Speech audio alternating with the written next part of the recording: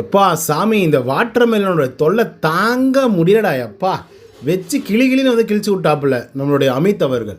ஏன்னா பண்ணுற வேலையில் அவ்வளோ கீழ்த்தரமாக கேவலமான ஒரு வேலை. இந்த பக்கம் பிரஜன், அந்த பக்கம் பிரவீன், இந்த பக்கம் அமித், சாண்ட்ரா ஒரு பக்கம், வினோத் ஒரு பக்கம் அப்படின்னு வச்சு செய்யின்னு வந்து செஞ்சு விட்டாங்க காலையிலே வாட்டர் மெலனை. ஏன்னா அந்த வாய் இருக்குல்ல, வாய் அது இருந்தால் என்ன வேணாலும் பேசலாம், என்ன வேணாலும் பண்ணலாம் அப்படின்ற மாதிரி ஒரு திமிருத்தனம் வந்து வந்துச்சுல.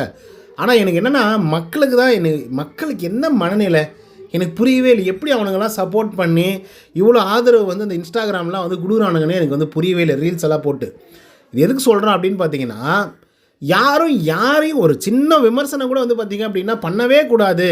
நான் ஒரு பெரிய ஆள், நீ எப்படி என்னை விமர்சனம் பண்ணலாம், நீ எப்படி என்னை வந்து அப்படி சொல்லிடலாம், நீ எப்படி என்னை வந்து இது பண்ணலாம், இப்போ பாரு நீ என்னை பற்றி சொன்னியா, நீ என்னை பற்றி ஒரு வார்த்தை சொன்னியா, உன்னை பாரு நான் 10 வார்த்தை பேசுவேன், உன் குடும்பத்தை இழுத்து பேசுவேன், கெட்ட வார்த்தை பேசுவேன் அப்படின்னு சொல்லி இஷ்டத்துக்கு கேவலமாக எவ்வளோ தூரம் பேச முடியுமோ அவ்வளோ தூரம் பேசிக்கிட்டே இருக்கான் அந்த திவாகர். காலையிலே வந்து பார்த்திங்க அப்படின்னா இந்த வாட்டர் மேலனுங்கிறான்ல, அவன் வந்து பார்த்திங்கன்னா பிரவீன் ராஜ்கிட்ட சொல்லிகிட்டு இருக்கான். யார்? Water melon. என்ன சொல்கிறான் தெரியுமா?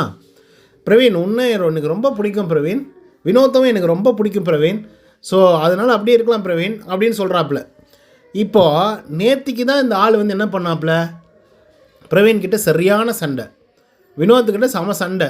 சொல்லப்போனால் பிரவீனோட ஒய்ஃபை பற்றியெல்லாம் வந்து பேசலாம். எப்படி உங்கள் ஒய்ஃப் வந்து உன்னை செலக்ட் பண்ணாங்க, எப்படி வந்து உங்கள் ஒய்ஃப் வந்து அதாவது நீ சந்தேகப்பட்டு கூட எப்படி உங்கள் ஒய்ஃப் வந்து உங்க கூட வந்து வாழிச்சு, இந்த மூஞ்சிக்கெல்லாம் உங்கள் ஒய்ஃப் வந்து ஒரு கேடா அப்படின்ற மாதிரிலாம் எவ்வளோ மோசமாக பேச முடியுமோ அவ்வளோ மோசமாக பேசலாம் மக்களே திவாகர். ஸோ இப்படி தான் வந்து பேசிவிட்டு இன்றைக்கி காலையில் வந்து எனக்கு பிரவீனை ரொம்ப பிடிக்கும், வினோத்தை எனக்கு ரொம்ப பிடிக்கும் அப்படின்னா என்னடா உன் கதை அப்படின்ற மாதிரி இருக்குமா இருக்காதா? அப்போ சாண்ட்ரா வந்து கேட்குறாங்க, ஏன்னா நேற்றுக்கு தான் அவ்வளோ தூரம் அவங்க ஃபேமிலியெல்லாம் பிடிச்சி இழுத்து பேசுனீங்க, இன்றைக்கி நம்ம கிடைக்குன்னு வந்து சொல்லிட்டுருக்கீங்க அப்படின்னு சொல்லி அவங்க சாதாரணமாக சொன்னாங்க. அப்போ அமித் பிடிச்சிட்டாப்புல இந்த பீட்டை பிடிச்சி கிளின்னு கிளிக்கிறாப்புல. வாட்டர் மேலனே கம்முன்னு நீ சும்மா வந்து இந்த மாதிரிலாம் பேசுகிறவெல்லாம் வச்சுக்காத, ஒன்று நீ டிஸ்டன்ஸ் கீப் அப் பண்ணுறதுனா டிஸ்டன்ஸ் கீப் அப் பண்ணு, ஏன்னா அவனுங்க கலாய்க்கிறானுங்க செய்கிறானுங்க அப்படின்னு சொல்லி நீ சண்டை போட போகிற. நேற்றுக்கு தான் அவங்க ஃபேமிலியை பற்றிலாம் அவ்வளோ அசிங்கமாக பேசினேன். ஃபேமிலியை பற்றிலாம் யார் உனக்கு வந்து பேசுறதுக்கு ரைட்ஸ் கொடுத்தாங்க? நீ அவரை பற்றி பேசுகிற, பிரவீனை பற்றி பேசு, வினோத்தை பற்றி பேசு, நீ ஃபேமிலியை பற்றிலாம் எதுக்காக பேசிகிட்டு இருக்க, உனக்கு யார் அந்த உரிமையை கொடுத்தது அப்படின்னு சொல்லி அமித் அவர்கள் வந்து கேட்குறாப்புல. கரெக்டான கேள்வி தானே? ஒன்று நீ டிஸ்டன்ஸ் கீப் அப் பண்ணு, அவனுங்க உன் இடத்துக்கு வரமாட்டாங்க, உன் இடத்துக்கு வந்து உன்னை வந்து அவமானப்படுத்துகிற மாதிரியோ இல்லை காமெடி பண்ணுற மாதிரியோ அவங்க பேச மாட்டாங்க.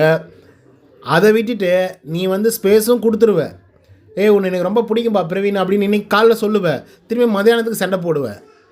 உன்னை எனக்கு பிடிக்குன்னு வினோத்தை சொல்லுவேன், திரும்பி மதியானத்துக்கு சண்டை போடுவேன். எதுக்கு அந்த வேலை? டிஸ்டன்ஸ் கீப் அப் பண்ணு, ஏன் ஃபேமிலியை பற்றியெல்லாம் பிடிச்சி இழுக்கிற அப்படின்னு சொல்லி கரெக்டாக கேட்டாருப்பா அமித். இதில் என்னப்பா தப்பு இருக்குது? என்ன தப்பு? கரெக்டாக தானே கேட்குறாப்புல. ஒன்று நீ டிஸ்டன்ஸ் ஃபாலோ பண்ணு, டிஸ்டன்ஸ் வந்து வச்சுக்கோ அவங்க 2 பேர்கிட்ட, இல்லைன்னா ஒன்றா இருந்தால் அவங்க கலாய்ச்சா நீ ஏற்றுக்கோ, அதுதான் அவர் சொல்ல வர்றாரு.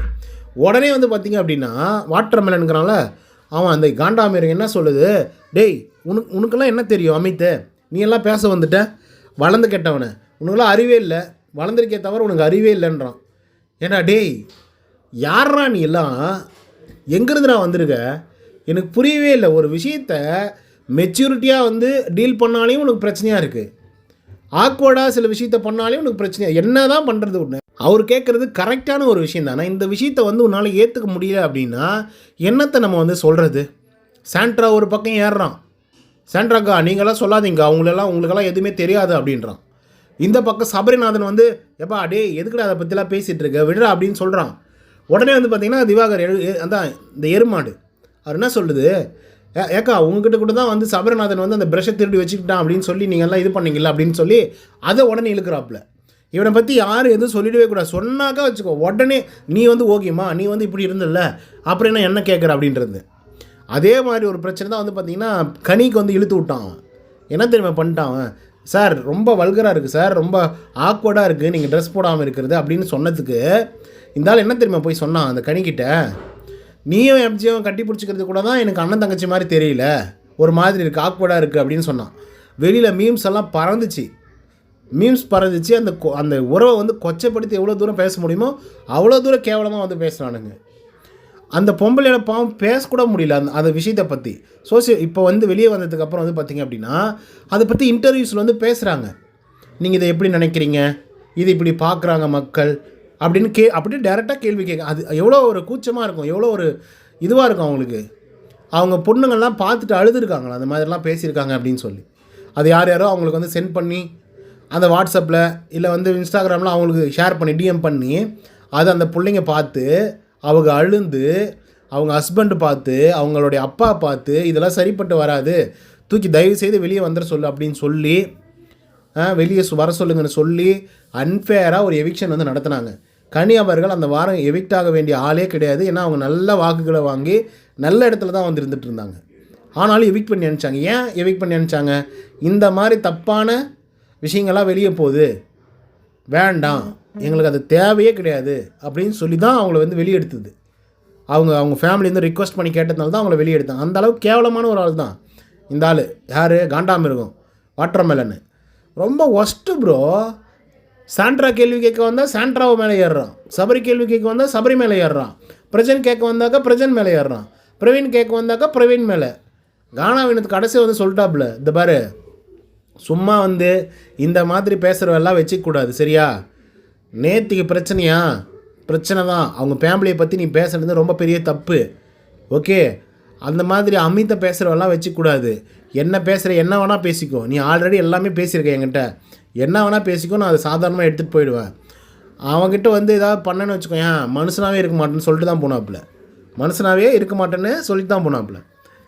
ஏன்னா அவர் தெரியும் அமித் எப்படிப்பட்ட பர்சன் அப்படின்றது எல்லாருக்குமே தெரியும்.